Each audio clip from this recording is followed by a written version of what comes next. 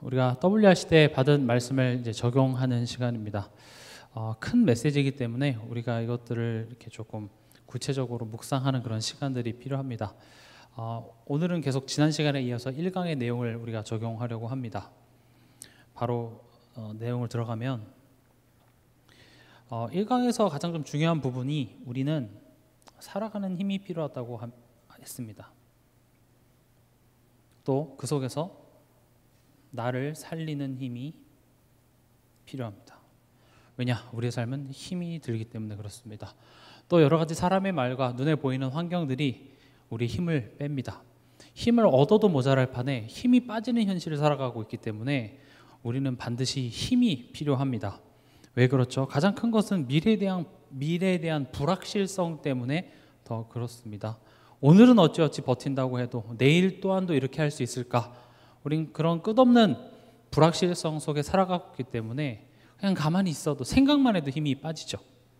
근데 이제 저번 주에 말씀드렸던 것이 하나님이 어떤 분이신지를 알 때, 더 중요한 건 하나님이 나에게 있어서 어떤 분이신지 알 때 우리는 힘을 얻게 될 것이다. 이제 그렇게 얘기를 하는 겁니다. 하나님은 어떤 하나님이죠? 신실하신 하나님입니다. 신실하다, 믿을만하다, 믿을 신자의 열매 실자입니다. 하나님께서는 약속을 하시고 그 약속을 하나님께서 지키시기 위해서 열심이신 하나님이십니다.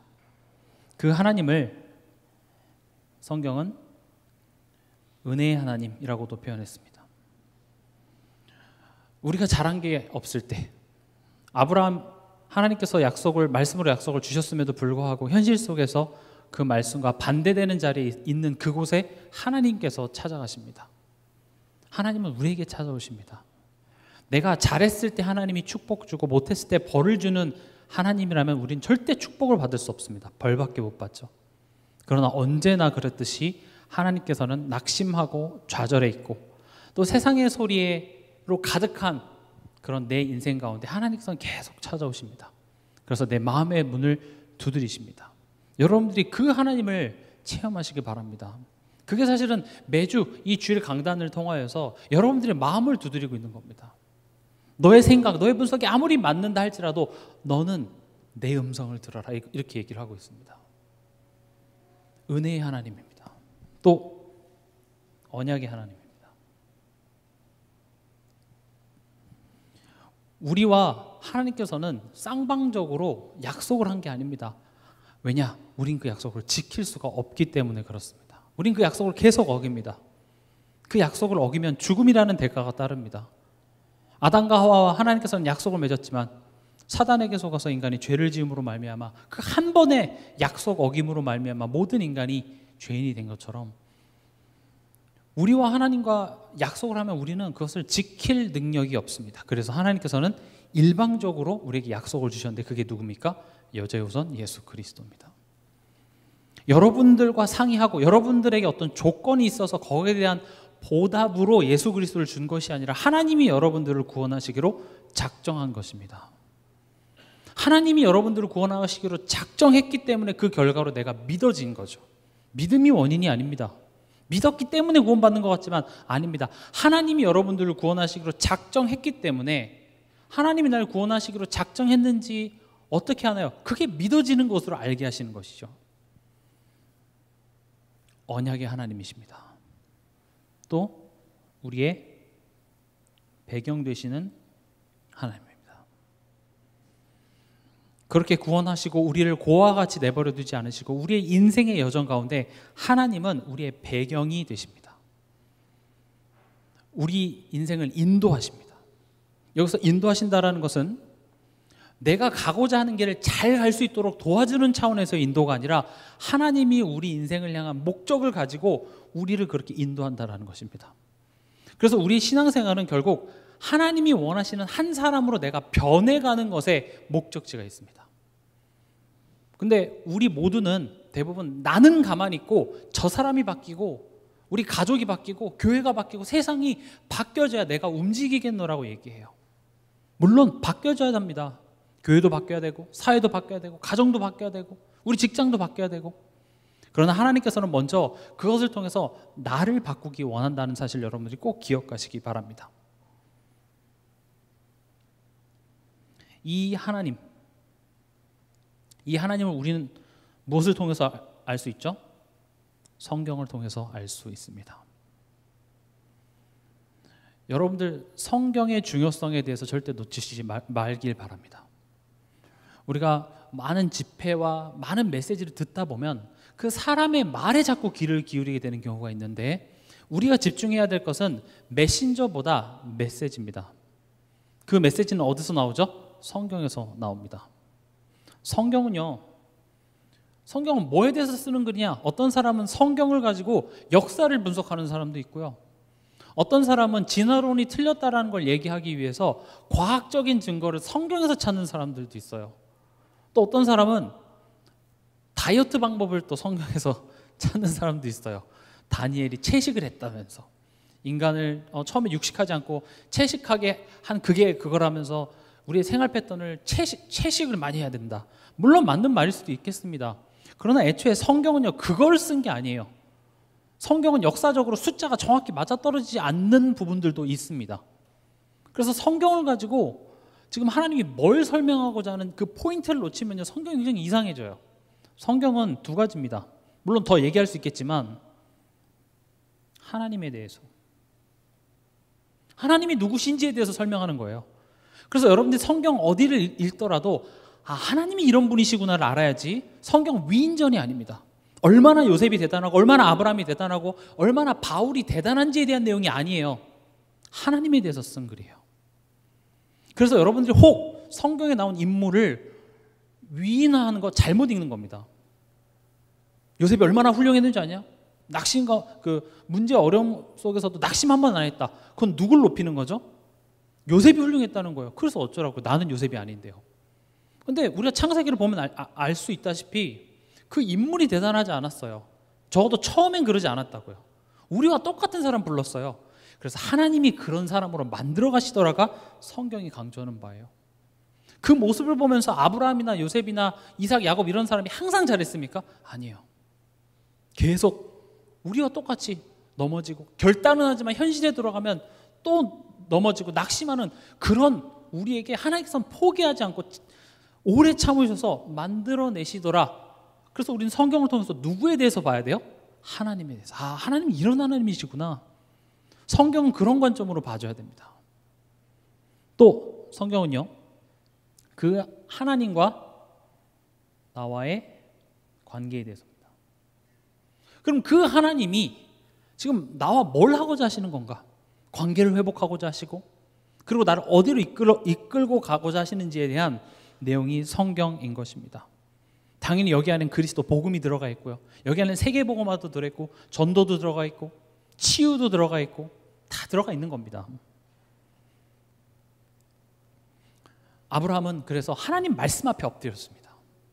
왜냐? 그 시대는 성경이 아직 없었으니까요. 아브라함이 하나님 말씀 앞에 엎드렸다는 것은 우리가 이 복잡하고 여러 가지 소리가 있는 이 시대에 우린 다시 성경 앞에 서야 됩니다. 사람의 말이 아닙니다. 눈에 보이는 환경이 아니라 다시 성경 앞에, 너 성경 앞에 서라가 아니라 내가 성경 앞에 서야 됩니다. 내가 말씀 앞에 서야 됩니다. 그 말씀을 가지고 이 시대를 향한, 지금 이 상황을 향한, 이걸 왜 나에게 보여주시고자 하는 하나님의 그 음성을 내가 간절히 기도하고 알길 원하는 그 기도부터가 우리가 회복되어져야 돼요. 왜냐? 이것이 되지 않고 내가 뭔가 판단하고 얘기하는 것은요, 분쟁밖에 일어나지가 않아요. 그래서 우리는 말씀 앞에 서야 됩니다. 100마디 1000마디 말보다 내가 말씀 앞에 엎드리는 것이 더 파워풀합니다. 본론으로요. 이게 지난 시간의 내용이었습니다. 오늘의 본론입니다. 말씀의 제목이 뭐죠? 영원한 기업입니다.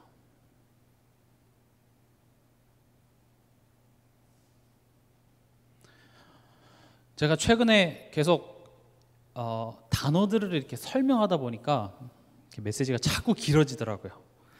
그래서 기도해 주십시오. 흑암을 좀 꺾어 주십시오. 길어지지 않도록. 여러분들 기도가 필요합니다. 아빠를 닮아가는 걸 수도 있는데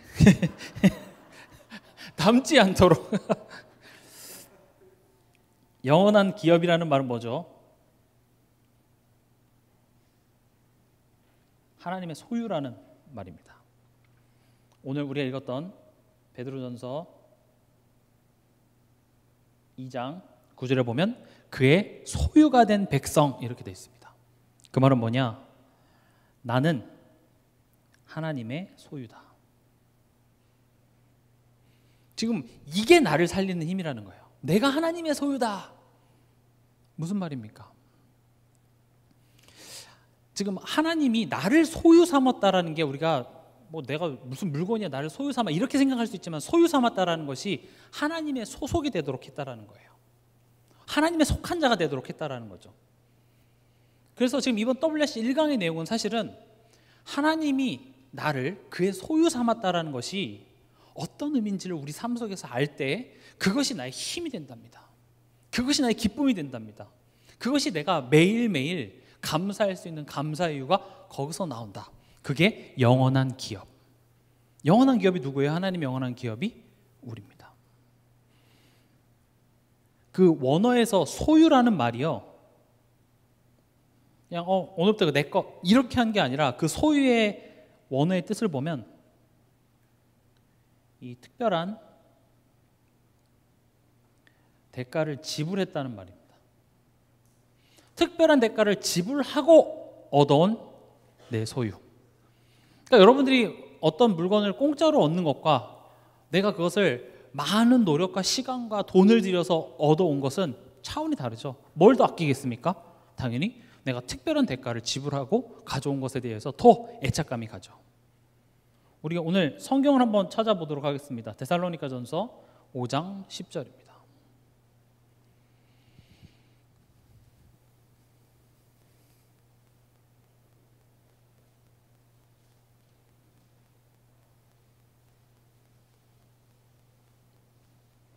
데살로니가전서 5장 10절 같이 읽겠습니다. 예수께서 우리를 위하여 죽으사 우리로 하여금 깨어있든지 자든지 자기와 함께 살게 하려 하셨느니라. 아멘. 어떤 대가를 치르셨습니까? 예수의 죽음이라는 대가를 치르시고 우리를 자녀 삼으신 것입니다.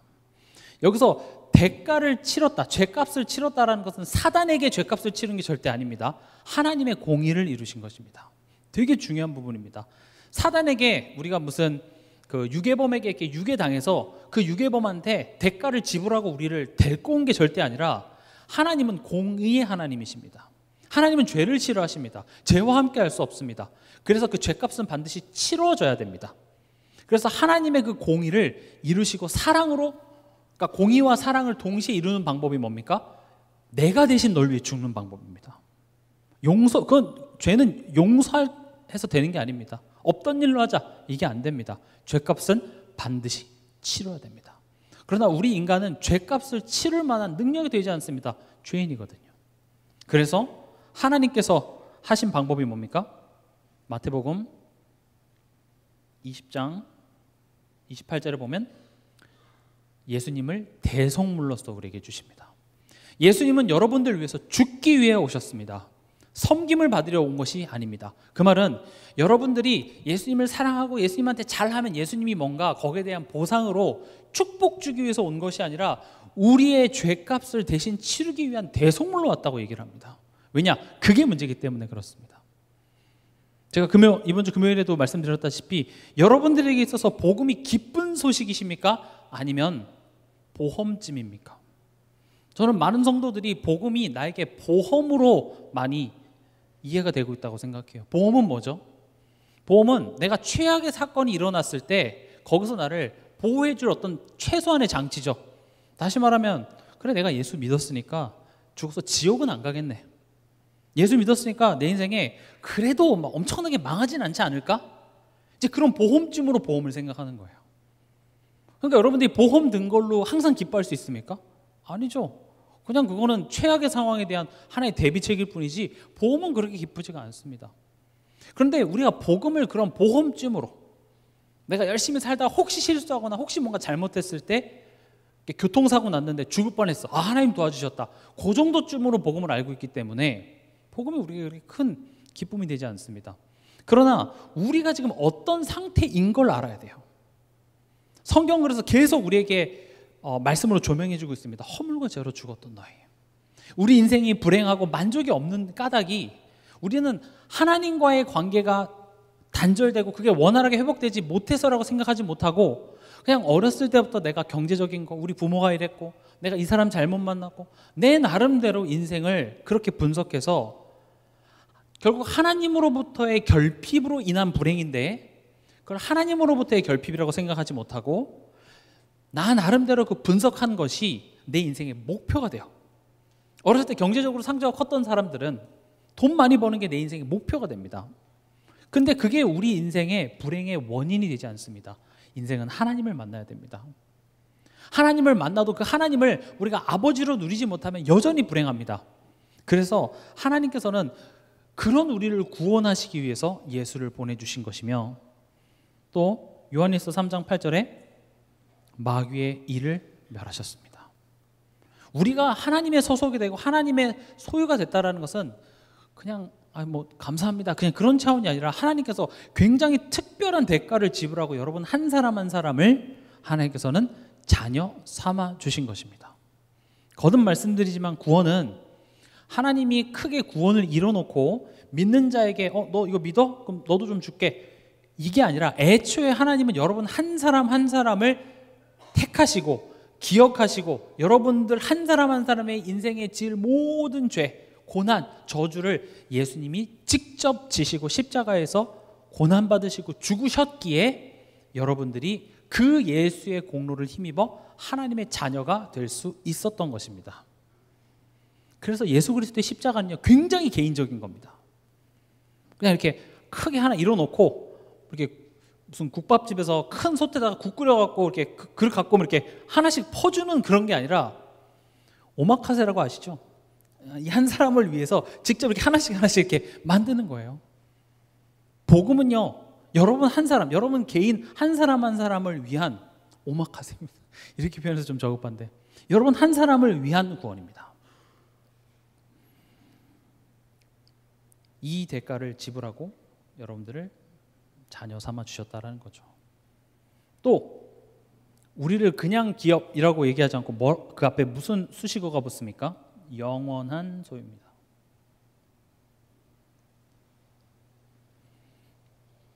영원한 소유. 영원하다라는 건 뭐죠? 변하지 않는다는 겁니다. 앞서 설명드렸다시피 하나님과 우리 사이에 쌍방적인 약속을 체결해서 너희가 믿는다면 내가 그 믿는 것에 대한 보상으로 구원을 줄게. 너가 세례를 받으면 내가 보호해줄게. 이런 식으로 쌍방 간의 약속을 한 것이 아니라 하나님이 일방적인 하나님의 은혜로서 우리를 구원해 주시고, 구원은 받았으나 네가 이제 앞으로 행실을 잘못하면 그거 취소될 수도 있어 조심해, 이렇게 얘기하시는 것이 아니라 하나님께서 거기에 대한 보증이 되십니다. 그래서 지난 시간에 아브라함과 하나님이 계약을 맺을 때 그 염소와 양 쪼갠 그 사이로 아브라함과 하나님이 원래 같이 가야 돼요. 그게 그때 당시에 언약을 체결하는 방식입니다. 그건 어떤 의미죠? 둘 중에 한 사람이라도 이 언약을 불이행할 시에 이렇게 죽는다라고 목숨을 거는 약속이었어요. 그런데 하나님은 아브라함을 건너가게 하지 않으시고 하나님께서 홀로 가게 하십니다. 그 말인즉슨 우리와 하나님과의 관계 속에서 우리의 어리석음이, 우리의 부족함이 우리의 운명이 되지 않도록 하나님께서 그걸 보증하겠다고 하십니다. 그래서 이 영원한 소유의 보증은 누가 되시냐? 예수가 되십니다. 예수 손바닥에 있는 그 못자국이 보증입니다. 예수 발에 박힌 그 못자국이 보증입니다. 예수님 옆구리에 찔린 그 창자국이 보증입니다. 그래서 예수님이 십자가에 죽으시고 부활하셨을 때 완전한 몸으로 부활하셨으나 그 못자국은 그대로 가지고 있어요. 창자국 그대로 가지고 있어요. 그래서 의심하는 도마에게 나타나서 만져보라고 얘기하시죠. 저 같았으면 좀 식스팩 있고 더 멋있는 몸으로, 지금보다 키가 좀 더 큰 멋있는 몸으로 저는 부활했을 것 같은데, 좀 더 이렇게 잘생긴 얼굴로. 근데 예수님은 완전하지만 그 상처를 그대로 가지고 부활하셔서 지금 어디 계십니까? 보좌 우편에 앉아 계십니다. 그게 우리의 보증입니다. 그것이 영원하기 때문에 우린 영원히 하나님의 소속인 것입니다. 영원이라는 말은 또 어떤 의미로 해석할 수 있냐면 영원히 내가 널 포기하지 않겠다는 겁니다. 포기했으면 좀 쉬워요. 야, 안 되겠다. 그냥 네 알아서 살아. 그럼 내 멋대로 살게 해주죠. 근데 하나님 날 포기를 안 해요. 네 식구 나 살자. 내가 눈에 흙이 들어가도, 눈에 흙을 막 뿌려도 다시 떼고 또 다시. 하나님은 어떻게든지 우리를 끝까지 포기하지 않으시겠다라는 그 하나님의 의지가 영원한 소유라는 단어에 들어가 있습니다. 영원한 소유입니다, 여러분들은. 아, 그래, 하나님은 날 영원히 포기하지 않으시는구나. 그 영원이 나에게서 이루어지는 것이 아니라 하나님께서 그걸 이루시겠다고 하기 때문에 우린 그 하나님을 알면 기뻐하지 않을 수 없습니다. 그게 내 힘이 되는 겁니다. 그렇지, 그게 내 힘이지. 우린 베드로와 같죠. 예수님과 함께 있을 때는 예수가 그리스도고 살아계신 하나님의 아들이라고 우린 힘줘서 고백합니다. 또 사람이 많이 모여있고 막 뜨겁게 찬양할 때는 우리가 눈물을 흘리면서 내가 주를 위해 살겠노라고 얘기하지만, 그리고 내가 누구보다 예수를 사랑한다고 말하지만 사실은 현실의 작은 문제 앞에서, 다시 예배 끝나고 집에 가정에만 돌아가 보세요. 그런 작은 문제 앞에서 우리는 그냥 무너집니다. 근데 만약에 하나님께서 그런 우리의 실력에 따라서 너와 나와의 관계가 결정된다고 얘기해버리면 우리는 하나님과 함께 할 수가 없습니다. 근데 누가 지금 하시겠다고 얘기하는 거예요? 하나님께서요. 말라기서 이것도 같이 한번 찾아보도록 하겠습니다. 평상시에 잘 찾아보지 않았던 거 위주로 좀 더 찾아보도록 하겠습니다. 말라기서 3장 17절입니다.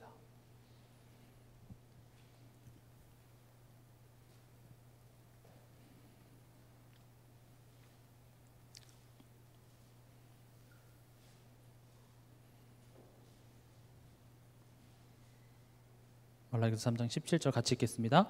만군의 여호와가 이르노라, 나는 내가 정한 날에 그들을 나의 특별한 소유로 삼을 것이요 또 사람이 자기를 섬기는 아들을 아낌같이 내가 그들을 아끼리니. 아멘. 하나님이 우리를 사랑하십니다. 하나님이 우리를 아끼십니다. 제 말 듣지 마시고요, 말라기서 3장 17절을 묵상하세요. 성경을 통하여서 나를 향한 하나님의 말씀이 깨달아져야 합니다. 뭘 통해서요? 성경을 통해서요. 하나님이 내 삶 속에 어떤 응답을 주시고 어떤 사건 가운데서 나를 이렇게, 내가 죽을 뻔했는데 살려주셨다, 병이 났는데 고쳐주셨다, 그 체험도 좋지만 제일 확실한 건 뭡니까? 말씀을 통하여서 나를 향한 하나님의 마음을 확인하는 겁니다. 그게 최고입니다. 그게 가장 확실합니다. 하나님께서 나를 아끼신답니다. 나를 특별한 소유로 삼았다는 것은 나를 부려먹고 뭘 일시켜 먹으려고 하는 것이 아니라 나를 아끼시겠다는 겁니다. 나를 아끼시는 하나님을 알 때에 거기서 힘이 나온다는 것이죠. 근데 이제 제 성격이 항상, 그래 알겠어, 근데 저는 항상 이제 질문이 많아요. 근데 왜 내 삶을 보면 왜 날 안 아껴줘? 그런 생각이 들죠. 왜 날 안 아껴줘? 내 이렇게 고생하는데, 내 이렇게 힘들어 죽겠는데 왜 날 좀 안 아껴줘? 아껴주세요, 하나님. 아껴준다고 얘기만 하지 말고 실제로 나를 아껴주세요. 다시 말하면 우리 삶 속에서 나를 안 아껴주는 것 같아요, 하나님이. 분명히 하나님께서는 소유로 삼아서 난 널 아낀다라고 하시면서도 우리에게 문제와 사건이 있습니까, 없습니까? 있습니다. 환난이 있습니까, 없습니까? 있습니다. 그건 여러분들이 속은 게 아니라 성경은 다 그 얘기예요. 예수 믿었더니 고생하고, 예수 믿었더니 핍박당하고, 예수 믿었더니 돌 맞고, 그런 얘기로 가득해요. 근데 왜 그런 상황을 허락하시냐라는 거죠. 거기에는 나를 향한 하나님의 목적이 있다라는 겁니다. 어떤 목적이 있어요. 그거 갖고 나를 더 유익한 것으로 만들기 위한 하나님의 목적이 있기 때문에 내가 허락한 거라는 거죠. 내가 지금 너를 간과하고 실수해서 너를 안 아껴서 널 힘들게 하는 게 아니라 거기에 목적이 있어. 그 유튜브에 그 쇼츠인가 그 영상 보다 보면요, 어떤 그 경상도 아이가 엄마가 그 숙제 그 무슨 학습지를 자꾸 시키는 거예요. 그러니까 그거 하라니까 내가 서러워 살겠나 하면서 계속 울어요.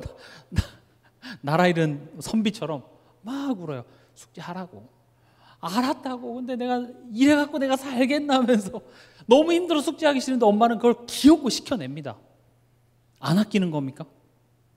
그 아이 입장에선 우리 엄마가 왜 이러나, 이건 계몽가, 백설공주의 이야기가 내 이야기인 것 같고 막 별의별 생각이 다 들죠. 안 아끼는 게 아닙니다. 거기에 목적이 있기 때문에 그렇습니다. 나를 향한 하나님의 목적은 구원입니다. 근데 우리가 구원했을 때 딱 한 면만 봐요. 구원은요, 3가지 단계가 있습니다.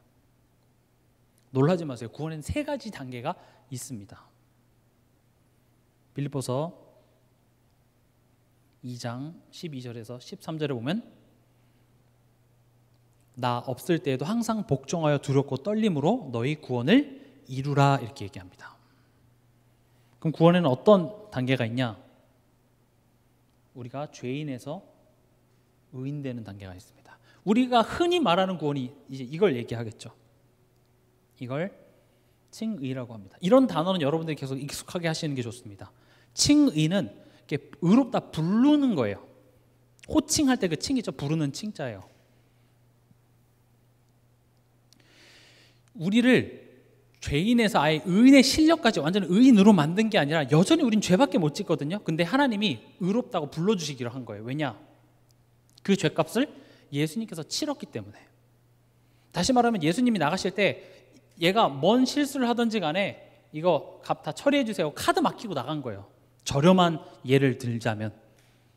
그래서 내가 혹 실수하고 넘어지고 할지라도 그 죄에 대한 죄값을 나한테 면상하는 것이 아니라 예수님이 이미 치렀다라고 여겨주시는 것을 보고 칭의라고 합니다.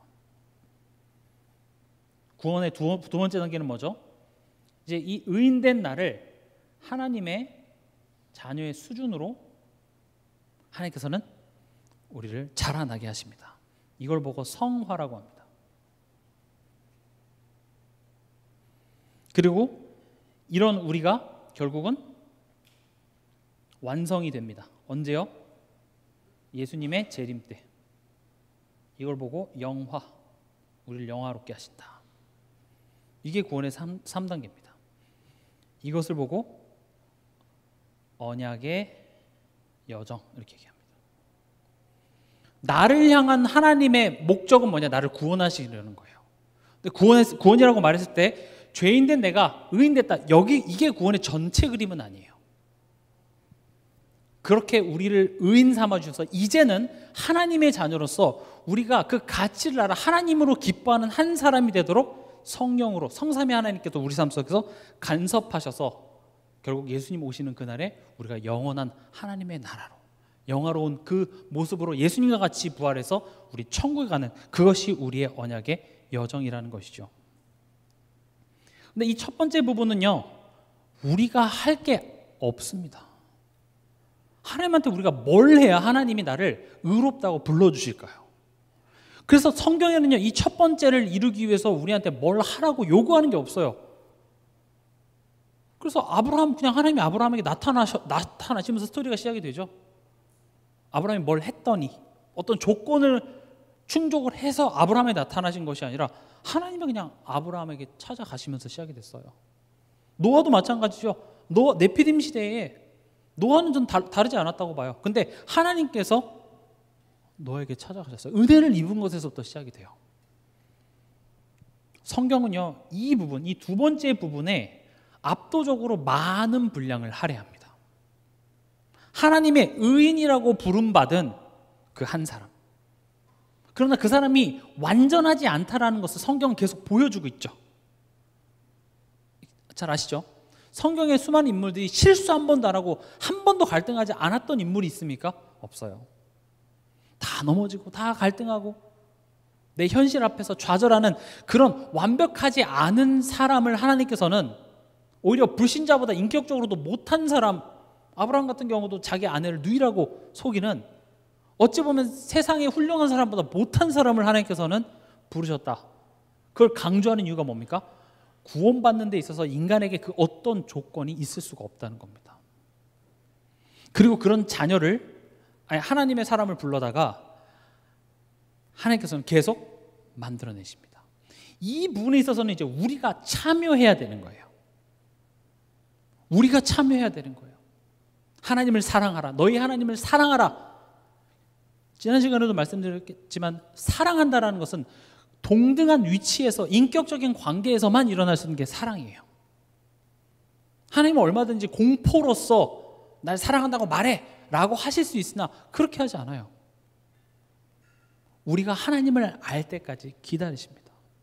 부모가 자녀가 내 마음을 알아줄 때까지 끝까지 기다리고 모르더라도 그 사랑을 멈추지 않는 것처럼 하나님 또한도 우리에 대한 사랑을 계속 멈추지 않습니다. 그러나 하나님이 원하시는 건 뭡니까? 너희가 내 마음을 알아 너희도 하나님을 사랑하기 바라는 겁니다. 그래서 이번에 WRC 때 보면 이렇게 좀 얘기를 하셨습니다. 이스라엘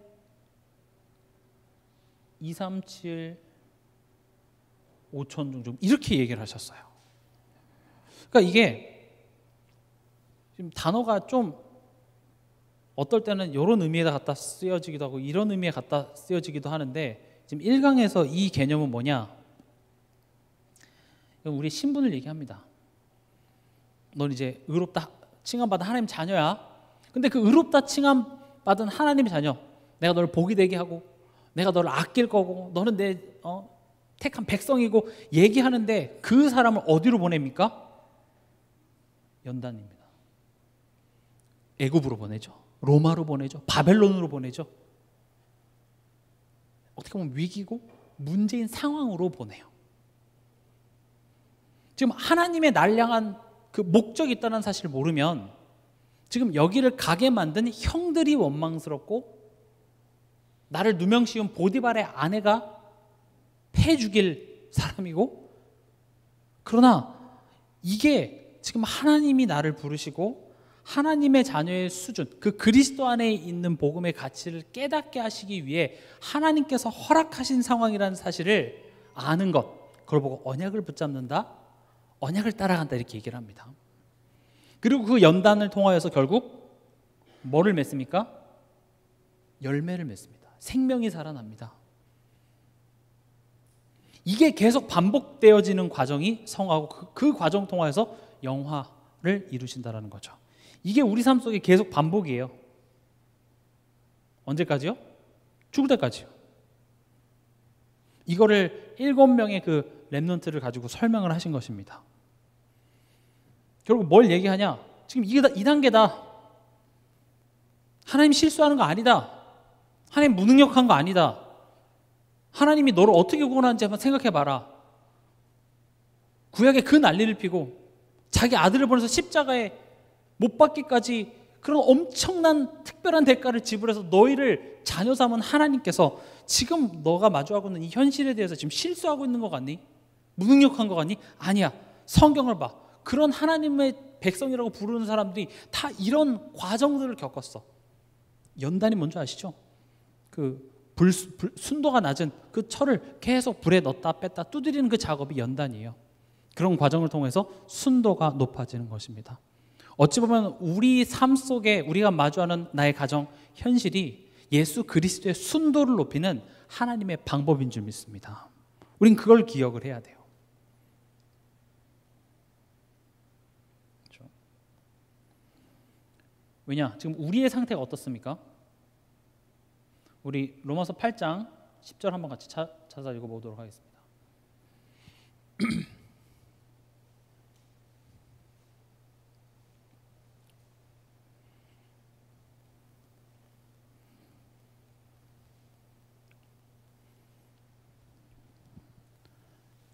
10절 같이 읽겠습니다. 또 그리스도께서 너희 안에 계시면 몸은 죄로 말미암아 죽은 것이나 영은 의로 말미암아 살아있는 것이니라. 지금 우리의 상태를 뭐라고 얘기하고 있냐면 구원받은 영혼이 어디에 담겨 있는 겁니까? 죄인의 몸. 우린 이거를 각인, 뿌리, 체질 이렇게 얘기합니다. 이걸 우린 신분이라고 얘기하죠. 그러니까 이 상태에 있기 때문에 우리의 신앙생활이 이게 쉽지가 않은 거예요. 이 상태에 있기 때문에 하나님께서는 끊임없이 간섭하셔서 뭐를 지금 바꾸고자 하는 거예요? 죄인된 우리의 체질의 몸을 바꾸고자 한다는 것이죠. 너를 영혼만 구원하는 것이 아니라 이 죄인된 몸도 하나님께서는 회복시키겠다. 이게 하나님의 목적입니다. 이걸 여러분들이 안다면 내 삶 속의 문제와 갈등에 대한 새로운 해석이 나와야 합니다. 그래서 WRC 1강의 결론이 문제 속으로 들어가라, 갈등 속으로 들어가라 라고 한 이유가 버텨라 이런 차원이 아니라 거기에 하나님의 뜻이 있기 때문에 그래요. 누구를 향한? 나를 향한 뜻이 있기 때문에 힘든 거 없애주세요가 아니라 그 힘든 것을 하나님께서 허락하셨다면 그 이유를 알게 하시고 그 이유 속에서 내가 이길 수 있는 힘을 주세요가 올바른 그 뜻을 아는 자가 구해야 될 내용이다 이겁니다.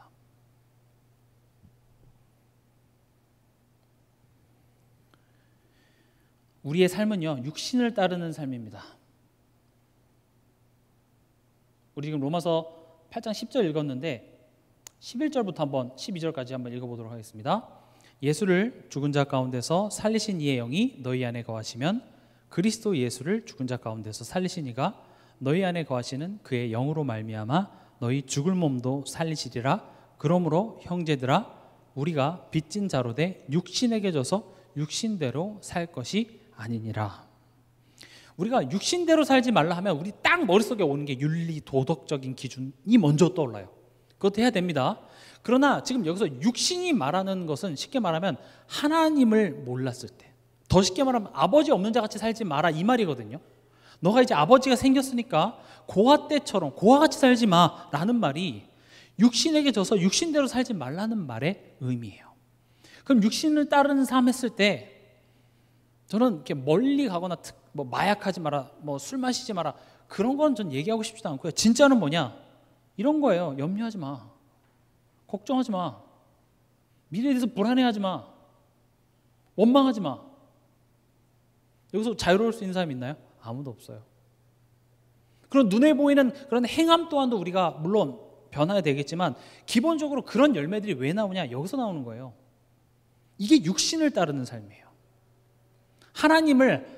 하나님이 내 아버지가 되셨는데 그걸 전혀 모르는 자 같은 삶, 육신을 따르는 삶을 살지 말라.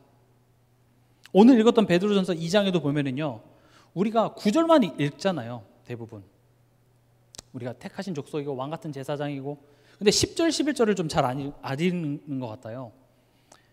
베드로전서 2장 오늘 읽었던 본문이죠. 너희가 전에는 백성이 아니더니 이제는 하나님의 백성이요 전에는 긍휼을 얻지 못하였더니 이제는 긍휼을 얻은 자니라. 사랑하는 자들아 거류민과 나그네 같은 너희를 권하노니 영혼을 거슬러 싸우는 육체의 정욕을 제어하라. 금욕주의로 돌아가라는 말이 절대 아닙니다. 맛있는 것도 먹지 말고 잠도 자지 말고 여행도 가지 말고 좋은 옷도 사 입지 말고 그런 차원이 아니라 하나님 모르는 자 같이 살지 말라라는 내용입니다.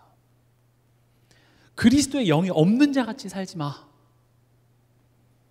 그러니까 오늘 읽었던 본문의 9절에는 그 기이한 빛에 들어가게 하신 아름다운 덕을 선포하게 하려고 우리를 택해서 불렀대요.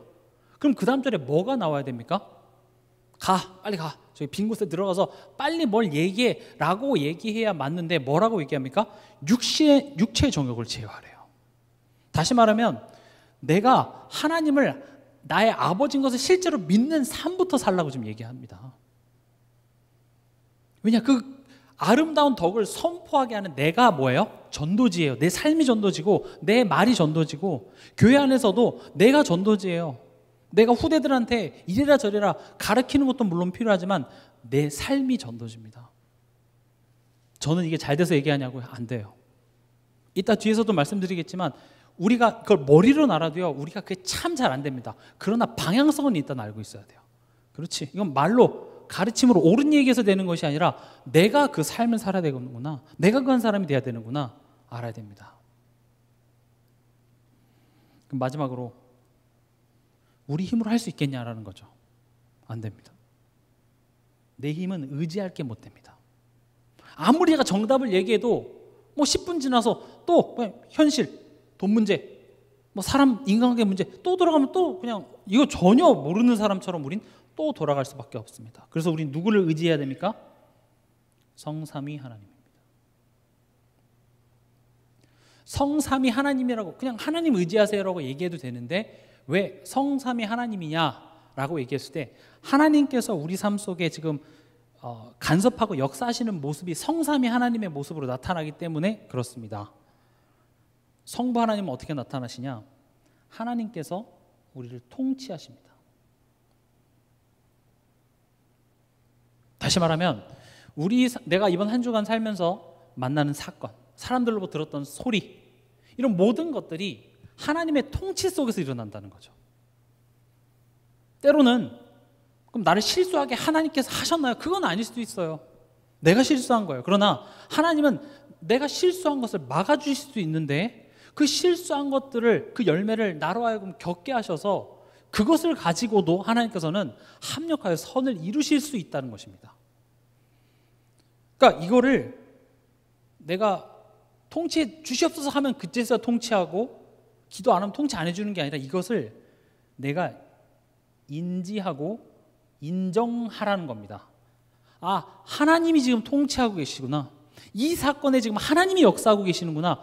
그걸 알면 뭘 질문해야 되겠습니까?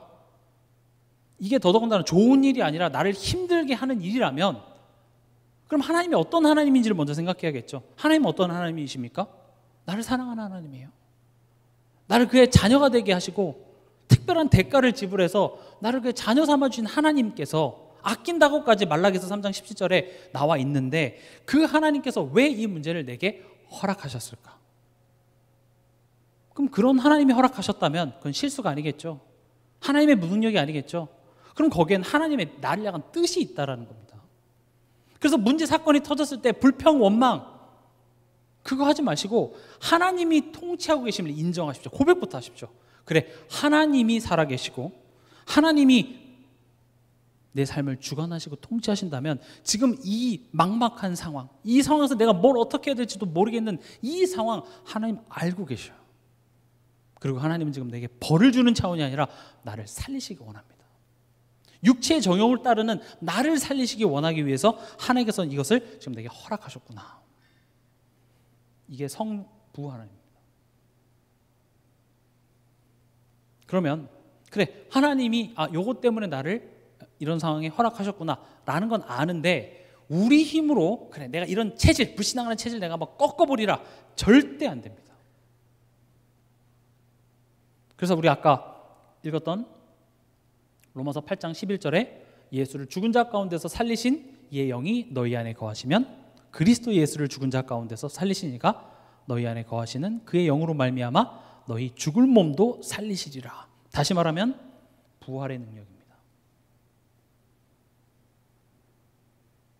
우리 신분만 바꿔준 것이 아니라 예수님이 부활하신 것은 죽은 자 가운데서 죽은 자를 살리신 그 능력으로 우리의 각인뿌리 체질 또한도 그 부활의 능력으로 살리시겠다는 겁니다.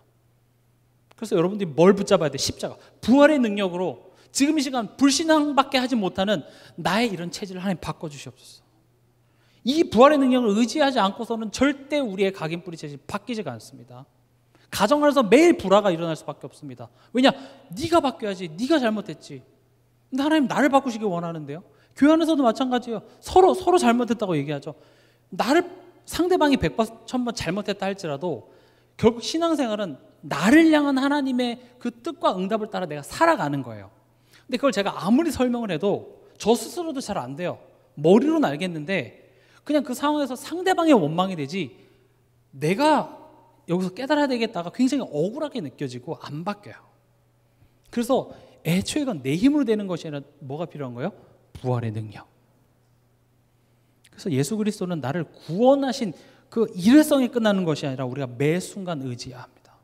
예수를 죽은 자 가운데서 살리신 그 부활의 능력으로 지금 이 시간 나의 망할 나의 죄질, 하나님 전혀 모르는 것 같이 생각하고 판단하는 나의 이 가치와 기준을 바꿔주시옵소서. 성자 하나님. 그리고 우리의 마음과 생각을 지키십니다. 성령 하나님이죠. 성령 하나님이 인도하신다는 것은 내가 가고자 하는 그 길을 하나님께서는 옆에 잘 갈 수 있도록 도와주는 게 성령의 인도가 아니라 성령 하나님은 우리 마음속에서 우리가 하나님의 자녀인 것을 친히 증언하신다고 되어 있습니다. 너가 하나님의 자녀야. 내 안에서 성령의 음성이 어떻게 들려지냐? 너가 하나님의 자녀야. 이번 한 주간 여러분들 마음속에 내가 하나님의 자녀라는 그 성령의 음성이 들려지기 바랍니다. 가정 안에서 부부싸움 하다가도 그 앞에서 막 고함 질렀더라도 쾅 닫고 나 혼자 있을 때 내 마음속에 그래, 내가 하나님의 자녀지. 그것이 여러분들의 큰 울림이 되어지길 바랍니다. 우린 이것을 의지하지 않고서는 절대 우리는 바뀔 수가 없습니다. 우리가 나를 향한 하나님의 마음을 계속 확인해야 합니다. 그 마음을 어떻게 확인하죠? 말씀을 통합니다. 이 말씀은 당연히 누구에 대한 말씀이겠습니까? 예수 그리스도에 대한 말씀입니다. 하나님이 세상을 이처럼 사랑하사 독생자를 주신 그 하나님의 마음은 예수 그리스도를 통하여서 확인할 수 있습니다. 그래서 우리가 매 예배 때마다, 매 설교 때마다 예수 그리스도의 복음을 모를까 봐 얘기하는 것이 아니라 그것을 통하여서 나를 향한 하나님의 마음을 다시 한번 확인하며 내 현실 속에서 하나님은 실수가 없습니다라는 결론, 그래서 더 문제 속으로, 더 고난 속으로 들어가서 내가 그 힘을 구하는 그 모습이 나오라고 복음을 계속 얘기하는 것입니다. 로마서 8장 32절에 자기 아들을 아끼지 아니하시고 모든 사람을 위하여 내주시니가 어찌 그 아들과 함께 모든 것을 우리에게 주시지 아니하겠느냐. 내가 너를 위해서 아들을 십자가에 못 박았어. 내가 너한테 못 줄 게 없어. 그렇게 자녀 삼은 너에게 내가 못 줄 게 없다고 얘기합니다. 그런데 왜 안 줘요? 목적이 있어. 이걸 하나님 마음 확인을 잘 못하니까 여기서 뭐가 나오냐? 이제 두려움이 나오는 거예요. 여기서 염려가 나오는 겁니다. 근데 이게 왜 나쁩니까? 이게 사단의 틈이 되기 때문에 그렇습니다. 사단이 하는 일은 뭡니까? 죄를 짓게 합니다. 죄가 뭐죠? 하나님과의 관계 단절. 단절 따른 건 뭡니까? 불신입니다. 불신되니까 두려움하죠. 계속 악순환이에요. 그래서 이거를 악순환의 고리를 끊는 것이 바로 예배입니다.